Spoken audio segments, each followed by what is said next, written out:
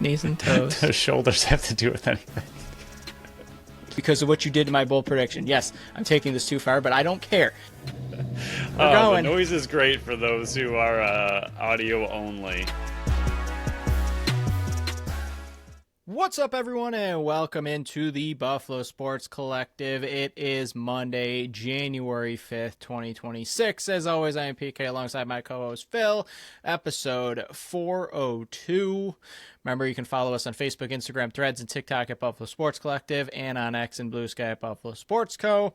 Don't forget to follow our channel wherever you listen to podcasts. We're literally everywhere. iHeartRadio, Odyssey, YouTube. YouTube's the only one. There's so many places you can't even think of them. Yeah, there's so many. I think the only one that we're not on anymore is Stitcher, and that's because I believe Stitcher's no longer existing. Check out our website at buffalosportscollective.com. Phil's article breaking down the game that we're about to go over will be out on Tuesday. Big victory by the Bandits. And look for the time breakdowns in the description of the show. This week coming up, we got Phil's article on Tuesday. We got an interview from somebody from the Rochester Nighthawks coming out on Wednesday. We got our BSC Power Rankings on Thursday, followed by the BSC NLL Pick'em. Remember, the polls will be out on Monday. As you're listening to this now, you can just get off of whatever streaming service you're on, unless it's YouTube, because you can't minimize that for some reason. Go on X and vote there, and if you want to wait or vote twice, go to Instagram on Tuesday. It'll be in the story. Vote there. And then Friday we got our breakdown to preview Bandits versus Nighthawks. But coming up on today's show, Bandits versus Desert Dogs. It got a little dicey at the end there, but Bandits pull out the victory and move to 3-1 on the season. The Bills close down Highmark Stadium. It's very, very, very unlikely you'll ever see another game there. Still a possibility. But a lot of things need to go right for the Bills to host another playoff game there. And Sabres' winning streak ends at 10. But we will dive where we started. Bandits 15-13 victory over Las Vegas on Saturday night. Phil was up in the box for that one. Got you covered there. I was in the stands. Didn't really cover. I had the night off. Bucky had 4. Byrne and McKay had 3, Smith had 2, Nanakoke, Dylan Robinson, and Scanlon, even though we probably should have had 3, had only 1. Vince, 32 of 45 saves. Shots were 50-45 in favor of the Bandits. Faceoffs also went in the direction of the Bandits. Sorry, Jake Elliott. Prediction there did not work out. Buffalo, no power play opportunities. Vegas was 1 for 3. Phil, overview, what was your thought on the game?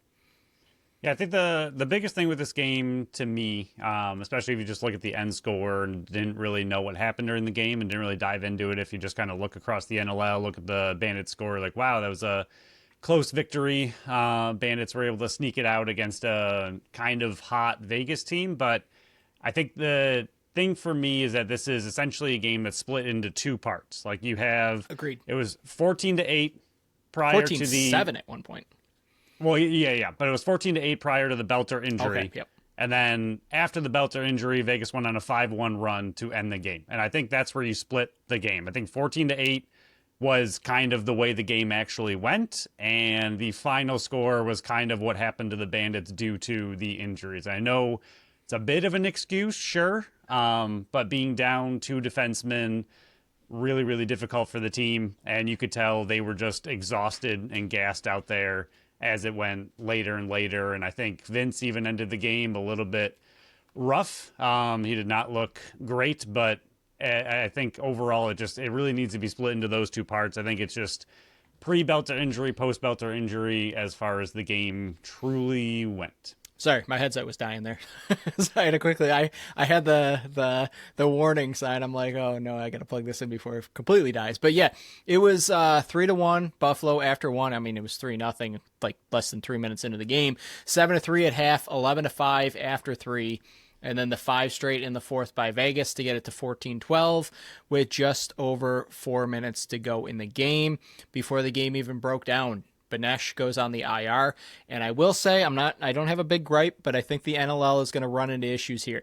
Unless he somehow got injured between when the injury report comes out and opening faceoff, I don't understand how he wasn't on the injury report. That's all I'm going to say, unless something popped up, which it very well could have.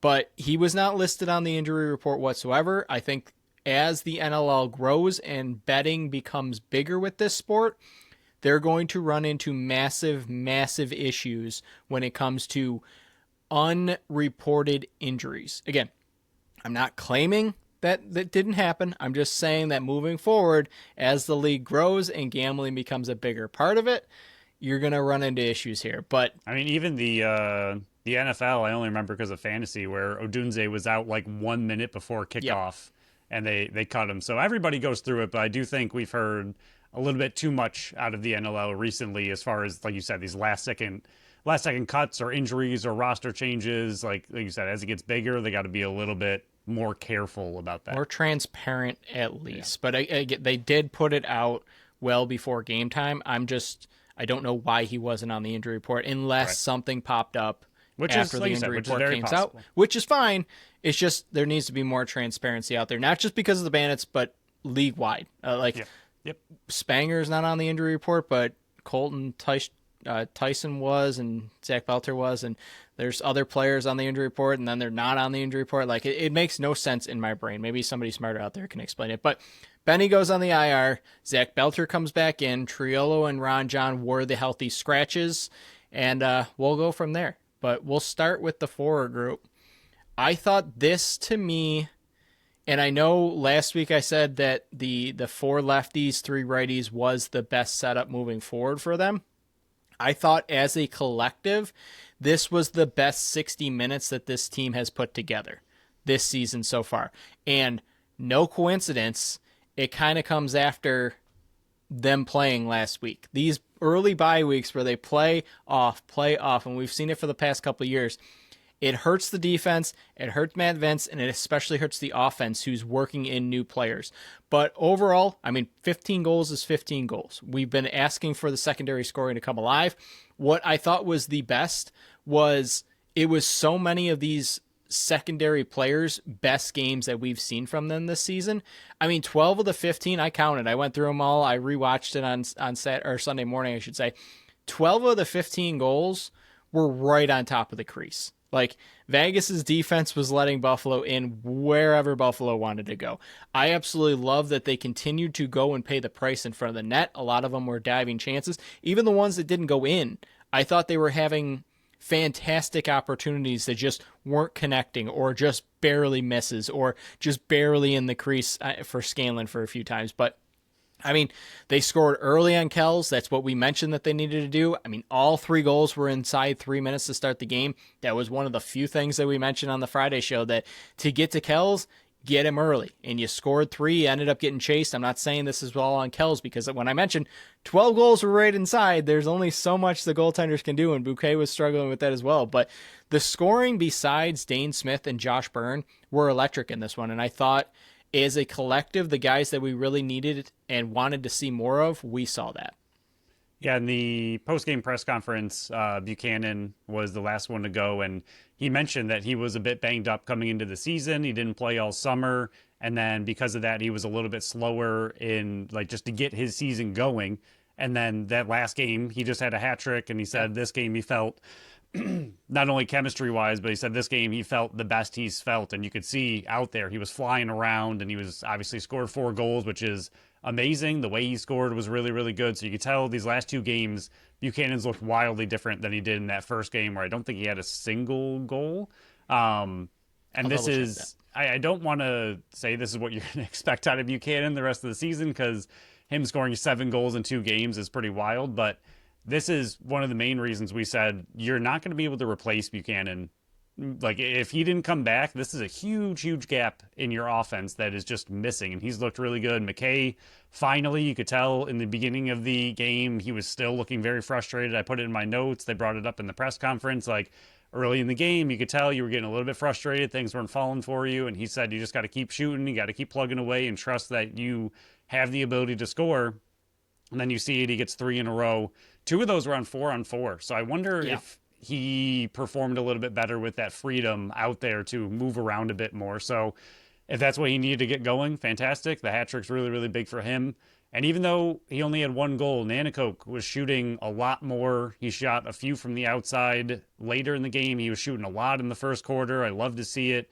Really, really happy that he got 7 shots on goal. He must be listening to this podcast or reading the articles that we were yelling at him. Shoot more.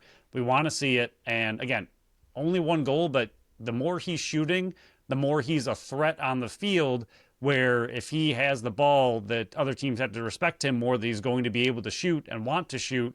And that opens up other players on the field as defensive players swarm to him, making sure he doesn't get a shot off. And a lot of them were pretty good. So happy to see him finally kind of flip that switch and take some shots. Yeah, did confirm Buchanan did not score in the first 2 games, but yeah, he's looked much better the last 2 games. I really liked Clay Scanlon's game. His confidence is growing a ton in this one, being the number 3 over there. I thought should have had 3 goals. Yeah, he got a bit unlucky, but he was a pest out there. He was all over the loose balls, and he only walked away with 6 of them. I thought he could have walked away with double digits, but I really liked his role. He's the water bug for the lefties, and really liked it. I mean, he almost had 2 taken off the board, and that intuition to be able to not just push the ball in the net. And I know his foot came down with like 7 seconds to go, but his knowledge that the ball's got to go in your stick for it to count rather than just to push it in. I mean, in that moment. And that's like flawless. With the ball going away from you, that's got to be a near impossible play to scoop it up in a dive and score it and get it out of your stick. Like that's it would have counted if his foot would have stayed out too. Yeah, I think extremely difficult. But McKay getting the monkey off his back, the natty hattie in the second quarter, loved it. I mean, I even liked Lucas Nielsen's game out there. His confidence was there. He was working the middle. He was battling for loose balls. He was setting hard picks. It looked like he was a lot more confident on this offense than we saw in game 1. It looked like he knew where he needed to be. Yeah, at times he still looked a bit lost out there, but I thought his game was vastly different than what we saw game 1. I think he's earned another opportunity pending Benesh not being back in this lineup and pending what's going to happen on the back end. You might have to push Ian McKay on the back door unless Justin Martin, paging Justin Martin maybe. But we'll get into that in a bit. But yeah, I do think that Lucas Nielsen has earned another opportunity to start in this offense based on what we saw there. Again, he only put up one assist? Yeah, 1 assist on 1 shot, 3 loose balls. But I thought it was all the off-ball work that he was doing was vastly different than we saw in game 1. The offense, I mean, it looked absolutely flawless. I mean, even though they only scored 3 goals in the first quarter, they were getting great chances. The first 5 goals were right on top of the crease. Like I mentioned, the 12 of the 15 were right in there. I thought Dane and Buchanan had the 2-game going was perfect again. You hadn't seen that all year until this game. And then, like you mentioned with Buchanan, this was his best game by far this season. This was the perfect example of how dangerous this offense can be when the secondary scoring was going. Because in the first half, yeah, they scored 7 goals, but Dane had 0. And Byrne had 1. Like in this game, it was more the secondary scoring that carried them. And if you're going to get any type of production, and I know it's not going to be like Buchanan's going to score 4 every night and McKay's going to score 3 every night, but if you're getting these secondary opportunities and secondary scoring from this offense, it can be back to one of the best offenses in the entire league. And I should take that back a bit. They will continue to be one of the top offenses in the league. Yeah, and even at the end of the game, like you said, Byrne and Smith didn't get a ton, but when the game needed to be iced, Smith went in there and did what he needed to do to get that goal to kind of settle things down. It was still horrifying at the end of the game, but for him to just he knows when he needs to be able to take over a game, and I think it was OTCB that was mentioning, I forgot which team they were talking about. It was one of the previews saying that like a team didn't have that kind of take over the game kind of guy. And Saskatchewan, Smith has always been that. If he needs a goal and the team needs something from him, he is able to go and just do what he does best and go and get it. So the only negatives I have, and I do agree that Nanticoke putting up 7 shots is in the positive. We've been asking for him to put up 4, 5, 6 shots a game. I do like that.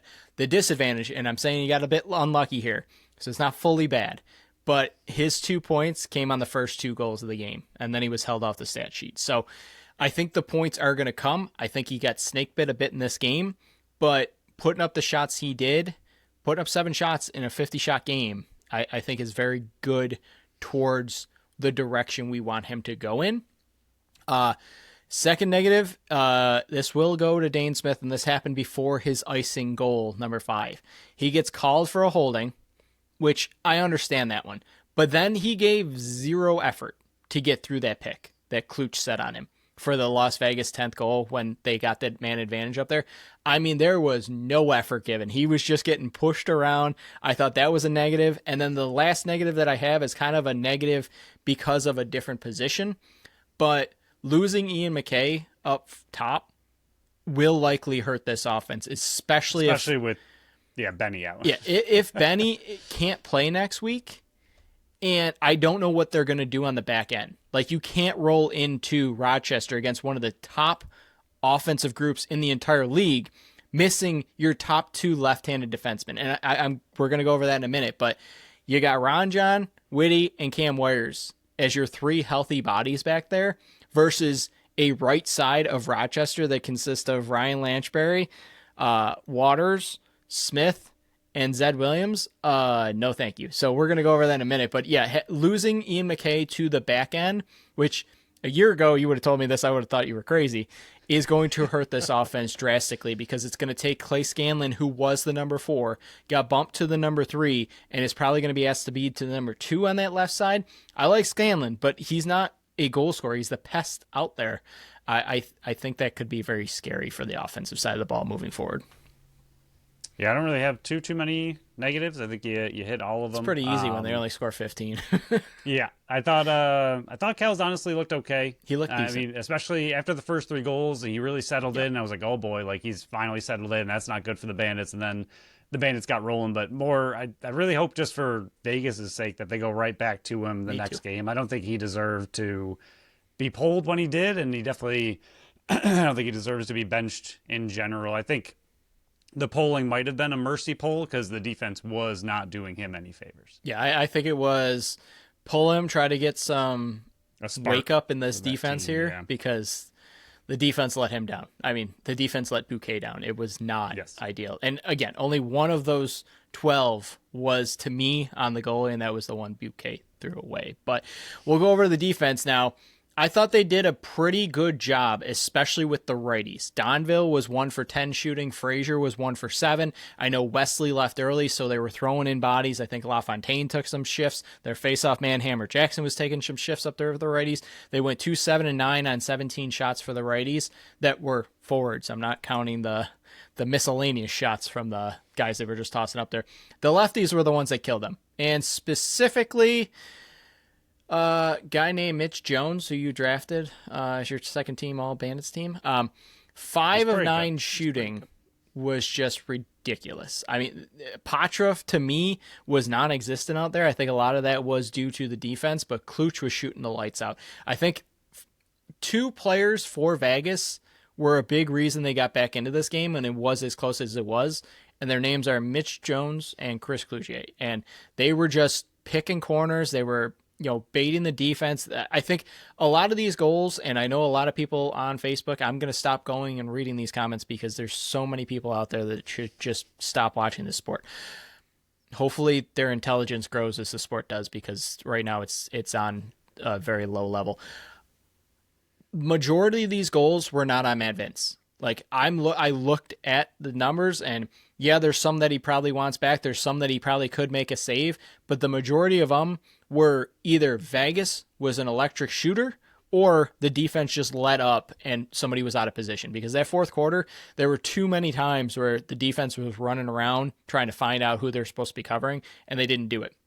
I thought for 3 quarters, this defense was doing exactly what they needed to against a very dangerous offense. And like we saw last year when we went over the game on Friday, they kind of let up a bit, which makes sense when you have a 7-goal lead going in and you lose your 2 top lefty defenders. So I'll add that in there. But yeah, I thought the fourth quarter, you want more from the defense, even though they are injured back there. Yeah, prior to the fourth quarter, I actually, at least from the box, I was not happy with really anything they were doing on defense. They had moments, my goodness, sorry. They had moments where they looked good and they were doing fine, and the shots really weren't coming through that much for Vegas. Like I don't know what it was at the end of the half, but like shots were in favor of the Bandits, and I looked at that and I was like, I don't really know. Their switch offs looked horrendous. Pretty They much were bad this game. the whole game. I don't know what they were like. So many times I was watching, and luckily, Let me ask you this question. Okay, hit me. Because last game I was giving so much credit to Mitch DeSnoo's communication out there. True. Is him leaving like 5 minutes into the game a part of that bad switch offs? Like it kind of has to be, right?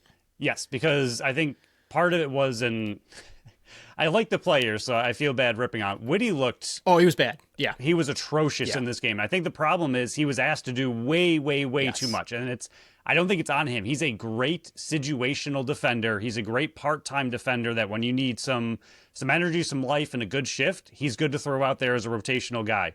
He was asked to be a top left defender. He's not that. Yeah. And he was all over the place, running around...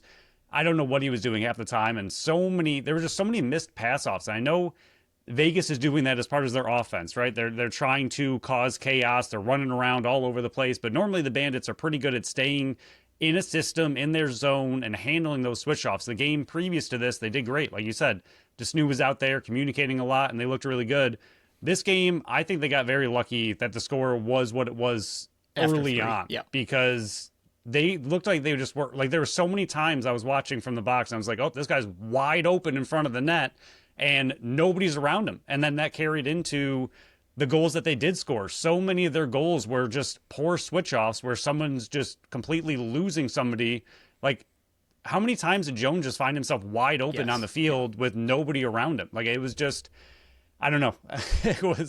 I think they got lucky early on. I'm not saying they were like the worst game I've ever seen, but the switch-offs just looked very, very bad compared to a very solid defense the week before. And I do think a big part of that is losing DeSnoo as early as they did. And then, obviously, when they lost Belter, Johnny in the post-game press conference was mentioning that when they get exhausted as a defense, you kind of compact into a shell. And they weren't doing nearly as much. Like, normally they're very out, they're pressuring, they're high energy, but... because they were exhausted, they were kind of compacting themselves and leaving those wide open outside shots. And so many times you saw people just wide open. And again, the switch offs were just brutal as the game went on. And like you said, they started running around a little bit more than we're used to seeing. So I think losing Belter, losing DeSnoo was just very, very detrimental to this defense. And I think it's because one of the problems is like you go into the game having those guys and you have the communication with those guys. And all of a sudden Whitty's asked to play top minutes and he's not used to that. And the team isn't used to playing with him at that capacity. So you're used to, okay, if I'm here, DeSnoo's here, we can switch off, that's fine. Whitty might do something different, and that's fine for a shift here and there, but it's not fine 3, 4, 5, 6, 7 shifts in a row. So I don't know. The defense to me, I know it ended up being okay, and it was 14-7 at one time. They looked okay against, like you said, a very talented offense. This isn't, I mean, Toronto couldn't contain this team at all. So what they were able to do looked good for as long as it did. And then once they lost the two defenders after Belter went down, it all really fell apart. But I don't know, I thought they could have looked a lot better, but they're still having a lot of rotation on that defense, and the injury didn't help. So I think we're going to see this defense really settle in later in the season, especially depending on what these two injuries end up looking like. But I didn't love what they were doing out there in this game. Yeah, I think what was happening with the defense is Buffalo was so good at gathering those loose balls and only allowing one opportunity. And that's why you saw Vegas go into the fourth quarter with only 27 shots on net. If they were giving up loose balls and Vegas was getting secondary opportunities, I think the score could have been a lot closer, a lot earlier. And yeah, Buffalo won that 79-45. That's a really big loose ball battle difference. Yeah, Buffalo was getting secondary opportunities. Vegas wasn't. And I'll give a shout out to my buddy Mike, who was sitting with us, our buddy Mike. He said that if there were 5 quarters, Buffalo would lose. I'm like, it would have been the case. They were done by the end. There were some good. I think Smith got his shot blocked at 10:15-ish around there in the second quarter. It was a 2-on-1 break the back way. Weiss initiated contact with the pick, threw him off, and was able to dislodge the ball. And I think it was Dylan Robinson that picked it up and went the other way. That was such a genius and high IQ play by Nick Weiss that wants the contact, pushes off the contact, because you know the 2-on-1's going the other way all the time. The guy that's leading the charge is setting a pick to get the guy that behind him with the ball an open opportunity. Weiss knows that. He takes the contact, throws the contact off, and then whacks the ball loose. It was a flawless defensive shift. I thought Dylan Robinson had his best game of his career in this one. Not career, but this season. I thought That he empty was. netter was clutch. Yeah, I thought he was everywhere on this one. That was a clutch goal that ended up paying dividends because it would have been a lot closer. But I mean, Steve Priolo knocking that ball loose. Genius play, sneaking behind him and walking that ball. Nick Weiss not just trying to do it all himself, but sees a streaking Dylan Robinson. And then this is the one time where I will give the shot clocks credit that having the time on the shot clock above it, the actual time of the game, probably played a big factor in why they scored. As I was sitting there yesterday, and different conversation here, but I was wondering, did the shot clocks change because the players want them to change? Is that part of it? Is there a new initiative around the league? Like, to me, it got me thinking, okay, maybe the players actually wanted the actual game time clock on it, so they're not looking like four different directions on, okay, shot clock's here, game clock's here, but the game clock's also there, the shot clock is also here, so I was wondering that. But yeah, for the Bads, I mean, the Mitch Snew injuries there with like 3 minutes in off a face-off, and I'm not calling him dirty. I will not call him dirty, but it looked intentional, Hammer Jackson diving when he wasn't near the ball. I didn't really like that aspect of it. Took out his legs and kind of played the rest of the shift, but he did not return. I was like, oh man, Desnew's going to the box. And then I saw, he hasn't returned yet. I didn't like Whitty's game, but we already hammered that one. The 5-goal run in the fourth quarter took up 6:08 of the time and brought them back. And then the second one was the injury with Zach Pelter. Chase Frazier did not do that on purpose. Like, was it a unfortunate situation that happened? 100%. But you could tell off Chase Frazier's head, like after it went down and he turned around and saw Zach Belter not in a good situation, you could tell, and I will not repeat the words that he said because we're a clean show here, but he was not happy about that. They panned over to him in the penalty box. It was not intentional. Everybody that's saying that he's dirty, he toes the line at all times, but they're good buddies. I mean, they coached together. It was known thing that him, Kluch, and Frazier were all good buddies. Everybody was good buddies with Frazier and Kluch on the team. It wasn't intentional. It was just a bad situation where he hit his head at the right spot on the turf.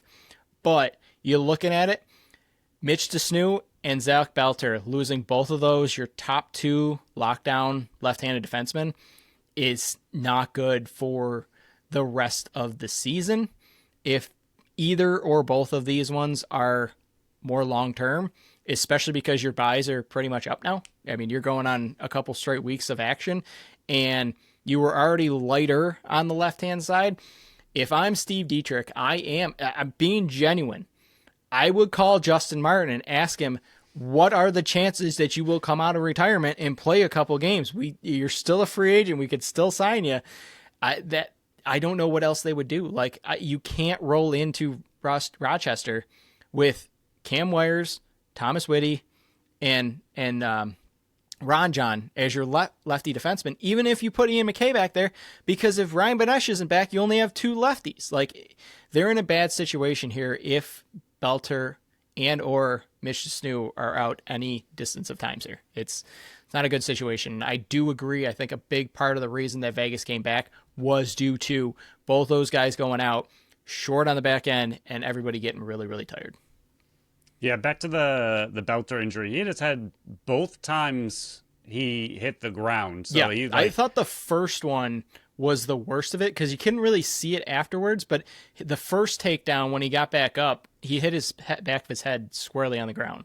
Yeah, and then he lost his helmet and then hit his head again. And I think one of the reasons that like they were doing what they were doing is because they are friends. You didn't see a single punch thrown. They didn't square up because I think they were just wrestling because it's an intense game and they both want to prove to their teams what they're doing. Like, you can't handle that, but they were just wrestling the whole time. Yeah. And I feel like you said, Frazier it's accidental. I don't think it was on purpose. It was just one of those freak things where he just hit his head in the wrong spot, but I think they weren't throwing punches on purpose. Like, they were just trying to wrestle and have a heated moment, but that was as far as it was supposed to go. Just a unfortunate incident. And watching Belter try to get up reminded me of the fight. And I do wonder, even if the fight from last time, because you and I kind of poked at the The trainers, why are they allowing him to get up and run away? And I feel like that was all Belter last time, because seeing him this time, he 100% still tried to get up and run off the field, and the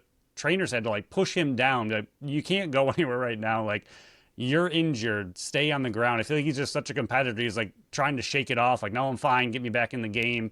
So I feel like both times he's been just trying to get off the field, acting like everything's okay, and they have to kind of force him to be like, no, you're not all right. But I did think there were times for sure that the defense looked good. I don't want to completely harp on him. It was 14-7. There were plenty of times that looked good. I thought Dawson played a really good game. There were a few times that he came sprinting out. There was one big play on the penalty kill where Dawson was pinned in their own end after he had won a loose ball, didn't really know what to do. He was able to get out of it, whip it all the way down the field, and Priolo was able to go chase it down, beat the guy, and get the loose ball and kill 30 seconds off of that. You're talking about where it was in the air and Priolo gave a nice shot to the guy's lower back. Yeah. Yep. Genius move. Genius move. And but that was really big by both of them. Like, that's a lot of killed time, and they could have easily thrown that away, or Dawson could have lost that ball. So I thought that looked really good. There was another time that Dawson just had a very solid veteran play. So I did think the defense, there were times they looked good, but the switch offs, which again, we just praised them for game before, just looked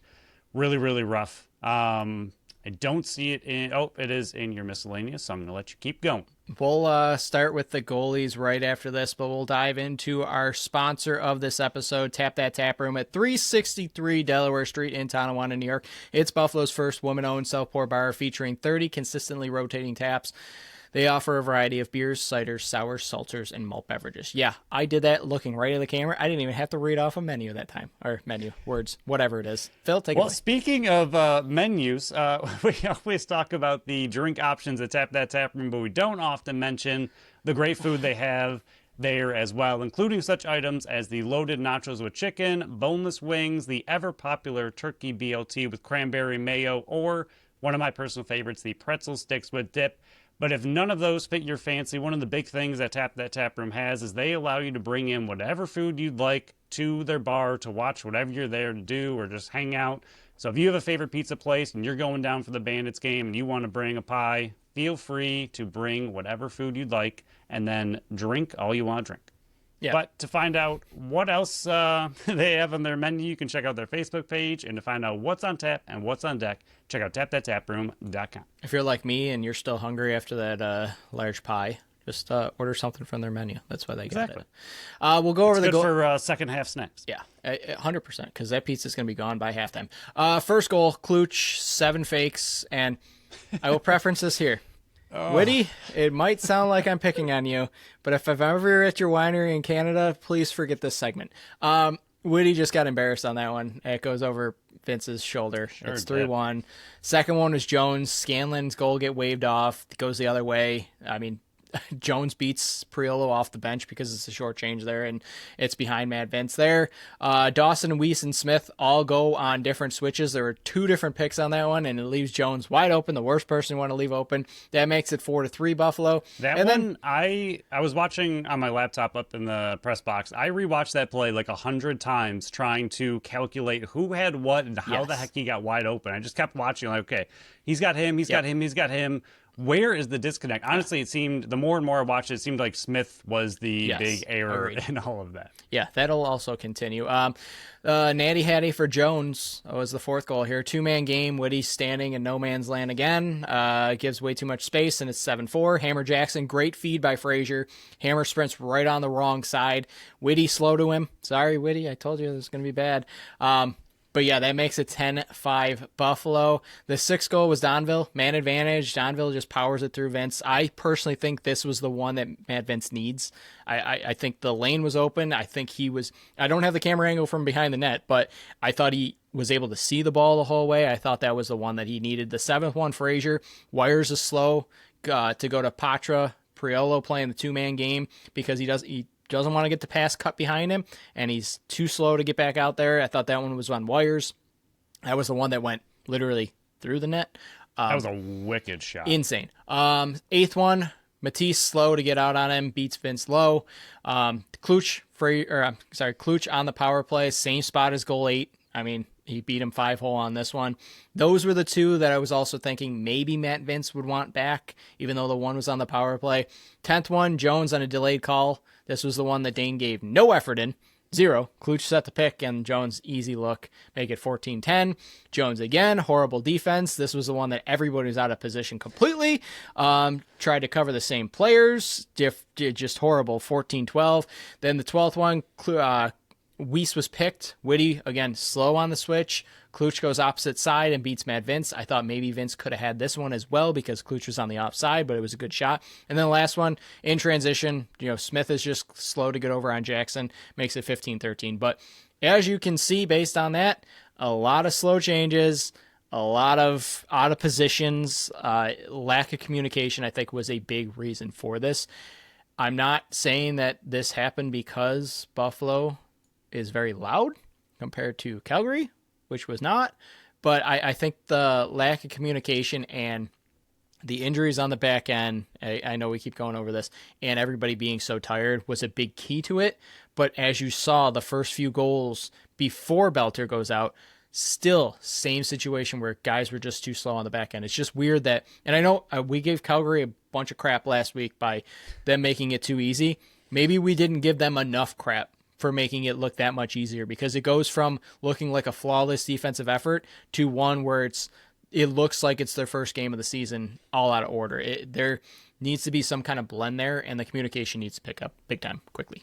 And it's not good to have these kind of errors when you got a monster powerhouse coming through next week. So yeah, and it doesn't even make, like, I know what you're saying, and this news obviously just a monster addition to this team. Just had 17 loose balls in one game, so taking that out of the current roster, and like it's easy to say, well, they didn't have him last year, but you're also missing Martin from last year. You did have, so it is a big loss when you take out essentially two of those players from the comparing rosters. But as far as communication goes, this news only been here for a couple of games. Like, your communication shouldn't completely disappear because you lose a guy who's kind of brand new to the team. Like, the rest of the team has still been here, so that communication should have been fine, and it did not look like it was there. Good. I thought it was electric first quarter by Matt Vince. He made the big time saves, especially down the stretch in the fourth quarter. He was making big time saves as well. So you're kind of seeing that peak Matt Vince poke his head through, but I still don't think you're going to see peak Matt Vince until February, March, April. The only negative I have on him, terrible acting job. Awful. Like brutal. when Belter and Donville were going at it, Matt Vince stepped into it and then just flopped backwards. Like, oh my God, that was horrible acting, Matt Vince. Like, he's got to talk to Josh Allen about it. Do not quit your day job. That was awful. It was like one step. Oh, that was a finger. Like, horrible acting. But that was the only negative I got on Matt Vince besides the one goal that he probably should have had back. Miscellaneous, good. I thought Farrell was fantastic in this one. I think he had one bad slip up where he was running towards the net and the guy swapped the ball from his stick and went the other way. And I think it was Dylan Robinson or something that picked it off. So it went the other way. Didn't hurt him, but the clamps were good. I think Dylan Robinson on the faceoffs has been clutch. He's in the right position, gathering the loose balls and getting an outlet pass constantly. I think that's an underrated part of his game, is him being part of the draw team. He's in the right position at all times. I thought it was a great challenge by JT and the staff to disallow. I'm going to call out these ones when it's a good challenge. It was a good challenge on the Donville goal. I think it was clear and obvious, which goes that was to me, that was a bad call on the field. I don't know. Yes. Like, it seemed pretty obvious. I know the ref was behind the play, so it's tougher for him to see, but I don't know how on the field you call that a goal. That seemed questionable, but they got it right, and it was a very quick review on that one. Yes, that goes to this. Even John Gertler was calling them out on these replays. First off, I don't know who's in charge of showing replays on TV, but when I rewatched this game, there were so many replays that I wanted to see that they just didn't show. There are a few goals that they didn't show the replays of. We need to pick that up. More replays on the broadcast, please. Please, for the love of God, more replays. So I don't have to rewind the actual game film and rewatch it. But I have given the officials the benefit of the doubt. We're into week 7 now. The video replay system needs to speed the frick up. Like, it's impossible. And then you have all those camera angles where they can match up everything now. How do you still wait that long to say it's inconclusive? Like, it goes back to there needs to be a time limit on these replays, especially with the 9 different camera angles, which they like to preach nonstop on these broadcasts. If you can't see something to either overturn or conclude the goal, what's on the field stands. It's getting ridiculous. Like, there's 5, 6, 7-minute replays now, and I'm not criticizing the referees fully. I get their job is very difficult, but they're given all the stuff now. It's 9 different camera angles. You can do the timestamps and switch camera angles to compare everything now. This needs to speed up. It's getting ridiculous. And when John Gertler's calling you out, who's one of the nicest guys in the entire sport, you're doing something wrong. Like, you've gotten 6 weeks to work this all out. It needs to speed up and speed up quickly next week. Like, it needs to get better. These replays that were supposed to fix the game have actually making it longer. And I know I said early on that, okay, this might actually make less inconclusive calls.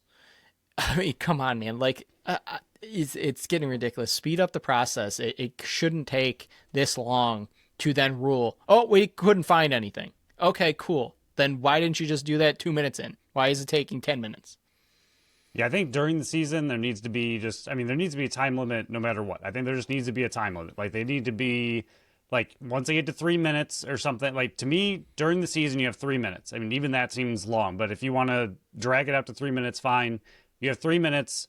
After that, you get a warning or something like, hey, it's 3 minutes. And like you said, if you can't find it in 3 minutes to overturn it, then you're done. Like, that's it. Like, then it's whatever was called in the field stands. Playoffs, if you want to switch it to 5 minutes because it's a little bit more important, fine. But this one, even like you were saying, like, I don't understand at all on this goal how they came to inconclusive, because you have one camera angle exactly when his foot hits the ground, and you have another camera angle exactly when the ball crosses the line. So, like you said, match up the 2 timestamps, go to the 2 angles. Once his foot hits, okay, take that timestamp, go to the other angle of where it crosses the line. It's either in or it's not. And that should take, what, a minute, maybe 2 to line it up, if it really takes that long to line that up. But, like, that's it. And you're done. Like, there is no inconclusive. It's either his foot hit here and the ball's in, or his foot hit here and the ball's out.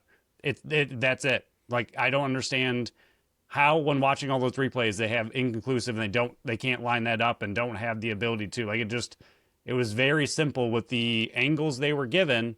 You have one where he's in, and you have the ball's either in or it's not when his foot hits.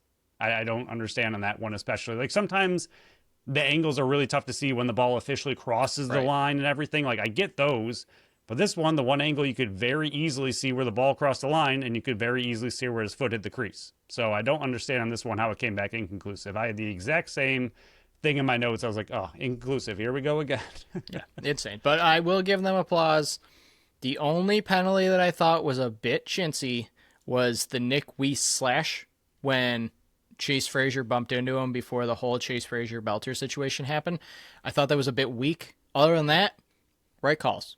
I mean, I didn't like the Wires holding call. I didn't. I think he got him too long. I think he, like, very, very slightly. It was like, it's possible, but because Patra just beat him so bad, you saw the hand reach. You're going to get that called every time. I feel like in my full speed, I was like, oh, what? Yeah, but like you said, yeah, I didn't think there was actually a hold, but yeah, if you just don't do it, then they can't make the call. Yes. Like, I mean, if the ref just sees the hand on the back, I don't think he actually held him, but it's from the ref's point of view, like you said, it's going to get called. I didn't love it, but I mean, it's easy for us to say when I'm watching the replay 6,000 times and in slow motion, like, he didn't do it, but live speed, he beat him, and you're going to see his body turn like that little bit when the hand's on the back, so that's going to get called. It's like defensive pass interference. As soon as you don't turn around, regardless of what you do, flags out there. Just turn your head. Turn your head. Bunch of milestones happen. Thank you. Thank you so much. Man, Vince played, so he's in second place at 307. He played 37 minutes, so he's over 17,000. Mike Trillo still didn't play, so I can't get that one. Ian McKay up and over 200 career points. Cale Buchanan up and over 1,100 loose balls. Paul Dawson over 1,000 loose balls. Ian McKay had 3 goals, so he passed Roger Weiss. Sorry, Roger Weiss. This was a bad weekend for you. Nanakoke tied him, and Cale Buchanan with 4 passed all of them. So good job by them. Nick Weiss, 2 loose balls. He had 7, so he passed Jay Thurnberg for 6th place. Josh Byrne, still waiting on you. And then Connor Farrell had 31 faceoffs, so he's up into third place in Buffalo Bandits history. So all but 3. And one of them wasn't possible. The other one with Connor Farrell needed 8 loose balls. He had 5. So good week. Good week, boys. Good week. Thank you. You're going to be able to get that done in like 10 seconds next time. Yeah, it should be a quick one. But that wraps up this game. We'll look around week 6 for the NLL, and we'll lightning speed through these ones because I thought it was a lightning quick weekend because, yeah, only 5 games, but 4 of them happened in like a short time frame. Friday took place in Saskatchewan. They complete the season sweep 11-7, 52-37 in favor of Saskatchewan. Halifax, once again, penalty bit them right in the rear end. Saskatchewan was 4 for 8 on the power play. Halifax 2 for 5. It was 2-0 Saskatchewan after 1, 6-5 at half, 8-7 after 3, and Saskatchewan would take it the rest of the way. Zach Mans with 3, Keenan with 4. You had Chiliano go 30-37, and then Halifax. Mike Robinson and Jason Knox both on the left-hand side, offers, zeros. Dawson Theed had 2, 2, and 4. Stotts go 0 for 5 on shooting. How he only had 5 shots in this game is unbelievable. And then Warren Hill, once again, a really good outing. He's played so well in all 4 of these games. He is unlucky to be 2-2. Like, he has a great chance to be 4-0 if it wasn't for the penalty situations with Halifax. They continue to bite them in the rear end. Yeah, and his stats would look even better if they weren't scoring so much on the penalty kill as well. So, I mean, that's really tough for a goalie. I mean, what is that? So, I think combined, Saskatchewan went 8 of 16 in the 2 games. Sounds about right. Like, that's just, you can't do that. Especially going into this game, you knew we can't get into penalty trouble, and you get into penalty trouble at that level. It's not even like it was a little bit. Like, oh, we got 4 penalties, they scored on 2. Like, that would have been reserved compared to 4 for 8 from the week before, but you allowed 4 for 8 again.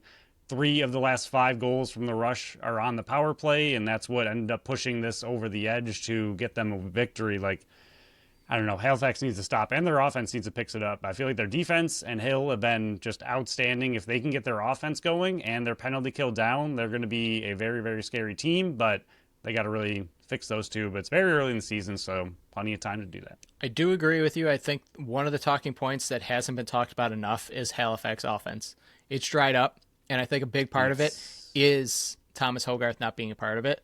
I think Warren Hill is covering a lot of issues. They're winning a lot of lower scoring games, and I know back-to-back games versus the Rush, I get that. They're 2-0 regardless. They just had a big victory over Buffalo in Buffalo, overtime victory. I get that. I would say a very, very tough start. But they still only scored 9 goals in that one. So the offense with this one, if they weren't 2-2 and all that's it, I think the goal scoring would be bigger talk. Right, if they lose the game in overtime to Buffalo and they're sitting 1-3, you're looking a little bit scarier, and that offense is talked about a lot more.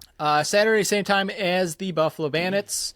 Ottawa, 16-14 win. The streak of 6 straight goals allowed by Ottawa is done. But Oshawa did put up 14. So my logic was correct. 57-54 in shots on goal for Oshawa. 2 for 6 on the power play for Oshawa. It was 4-3 Ottawa after 1, 7-5 Oshawa at halftime, 11-9 Oshawa after 3, and then a 5-goal run for Ottawa in the 4th. Took that one away. Jeff Teat, 10-point night. I think Rob Hellier is going to be the biggest addition by any team this offseason if Ottawa makes the playoffs. Like, even if they don't, if they come short, I think Hellier is making a case for the best move by a GM this offseason. Yeah, you can maybe whisper Mitch Desnew in the ears of people and a few other ones out there, but what Rob Hellier is doing to this offense right now is working wonders and giving Jeff Teat some help that he desperately has needed for years and years and years.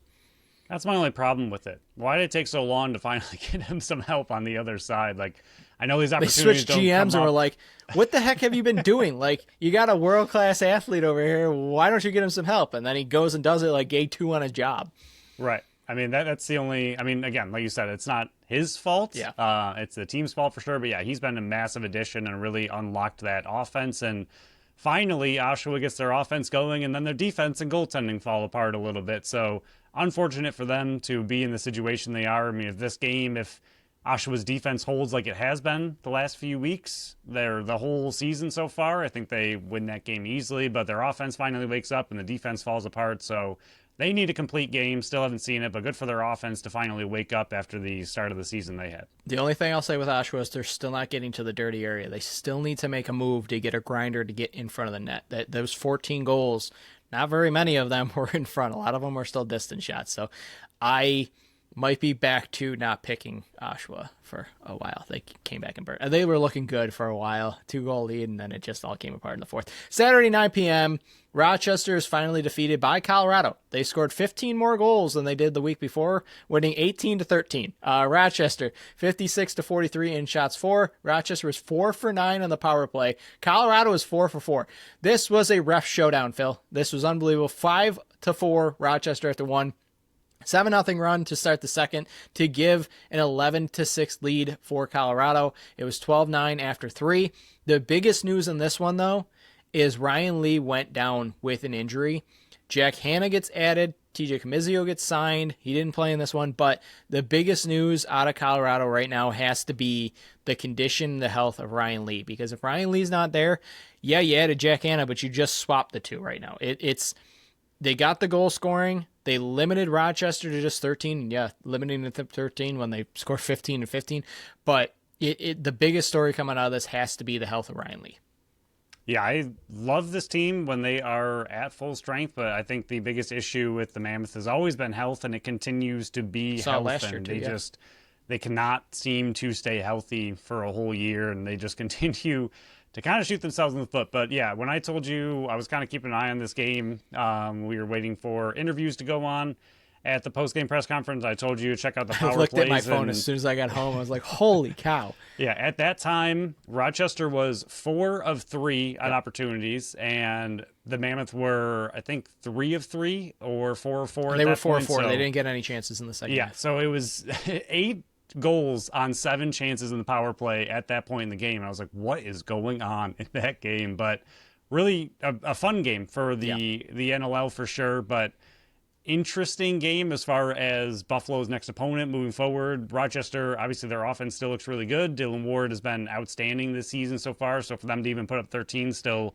really impressive against that Colorado team where the defense was very stingy. But allowing 18 is something to keep an eye on, because I think the next game against Buffalo, especially depending on their defense, could be very, very high scoring, similar to this, if this is kind of the MO of Rochester moving forward. Yeah, I know a bunch of people called him out. I'll give Pat Gregoire a big shout out. He called it out that Hartley was masking a lot of issues with Rochester's defense, and it kind of got exposed in this one when Hartley got hung out to dry multiple times and then got pulled.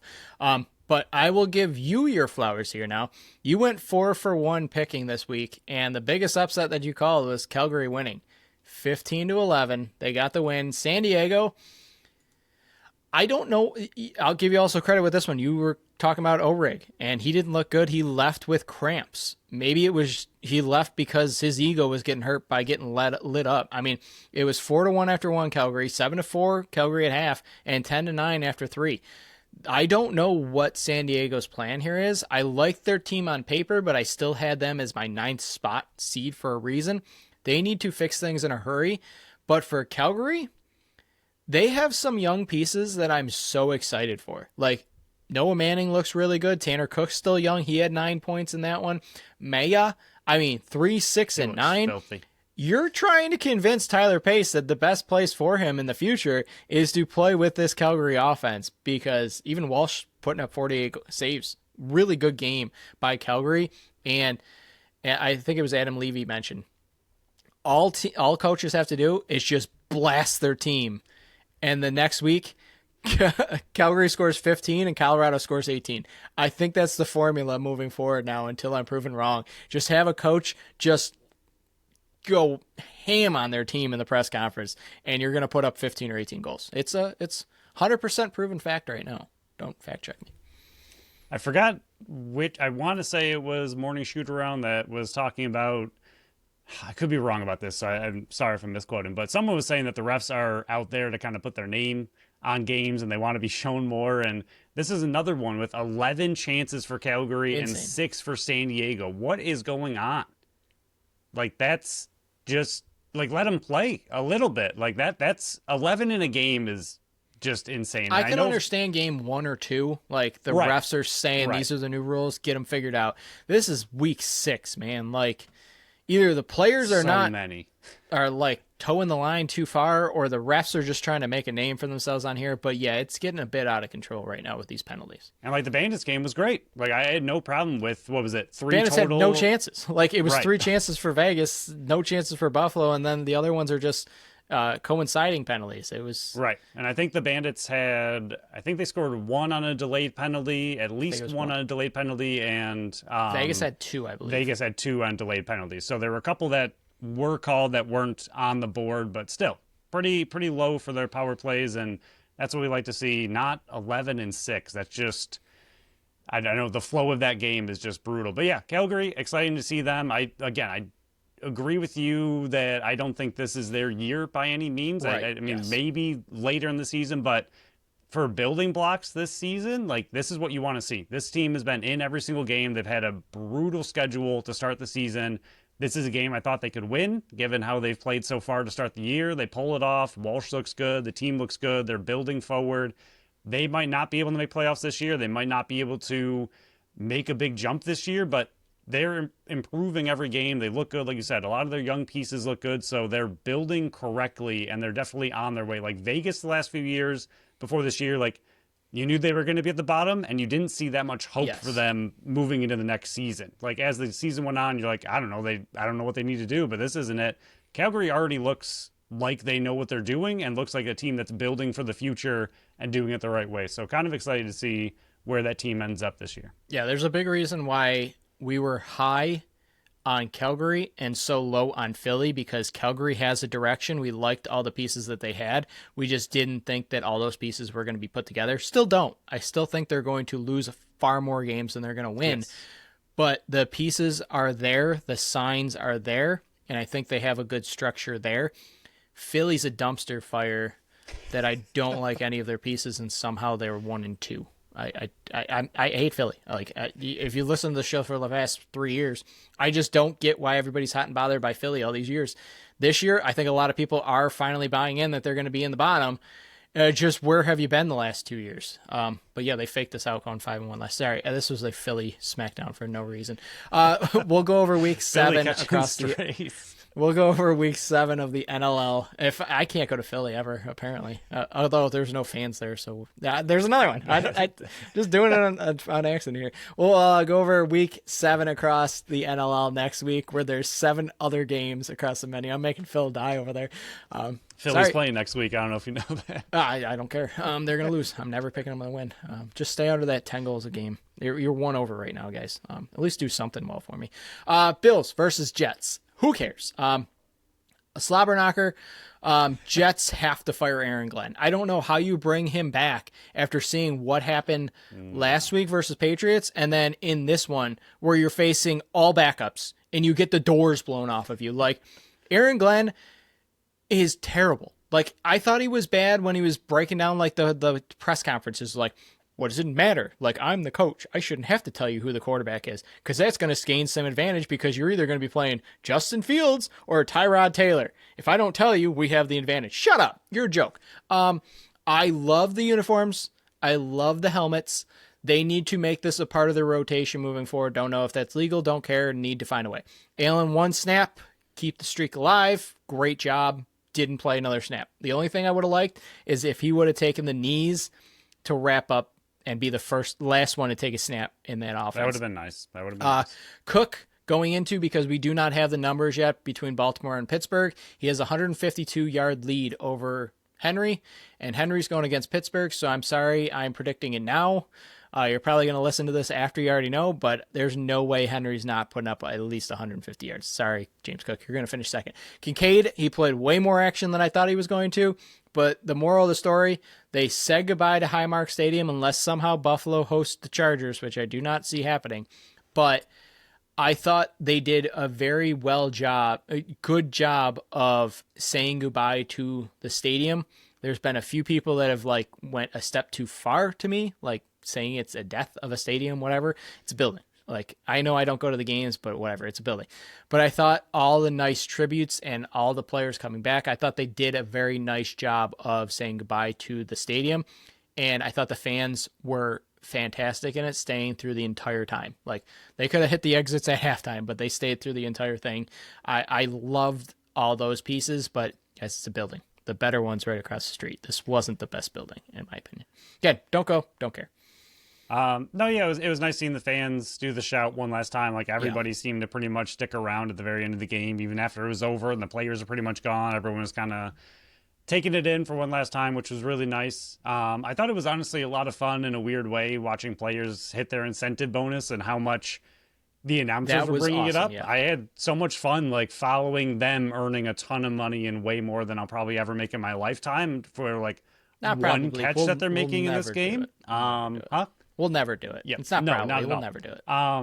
But it was fun watching Johnson run the ball 17,000 times to get punched into the end zone that other time, or Knox's incentive to get the touchdown and the yards he needed. Like, it was kind of fun that they made such a big point of, like, hey, these are the incentives these guys are looking out for, and that the team was willing to go out of their way to try to get those players those incentives. It was kind of nice to see and kind of fun to keep track of, at least for a very meaningless game. It was a entertaining kind of side part of this game. But the big thing, Prater injured.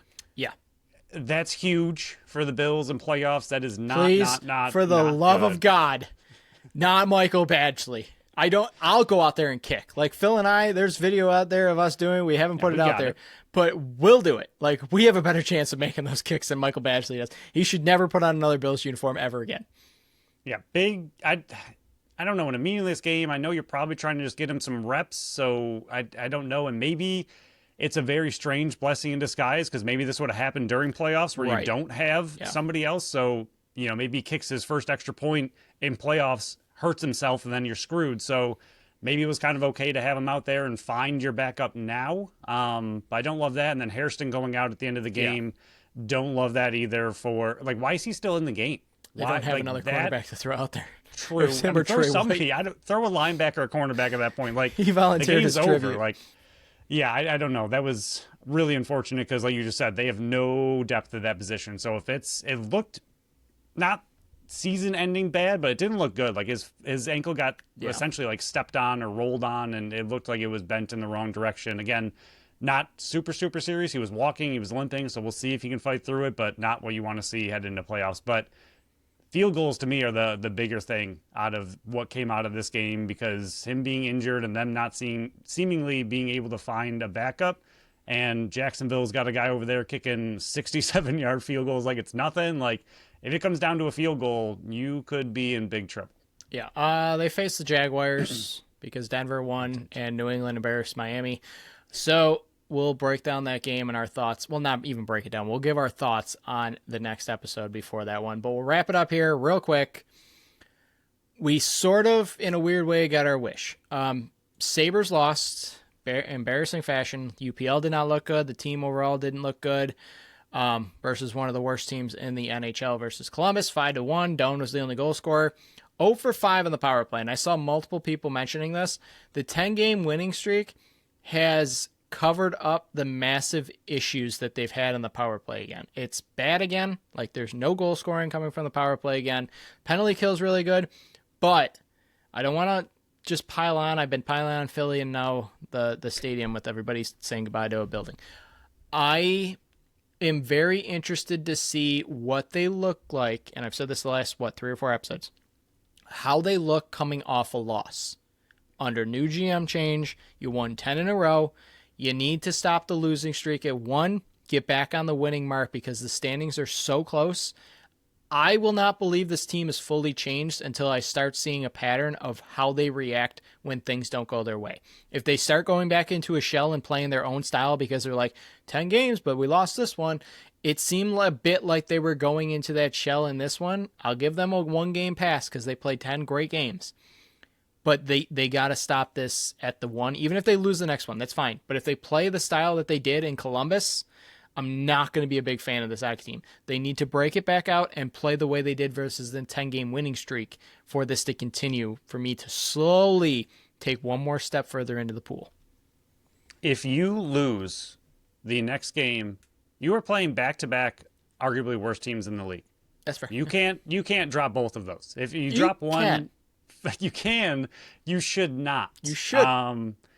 You dropping the one, whatever, I guess. But the Canucks have the second worst goal differential in the league at -26.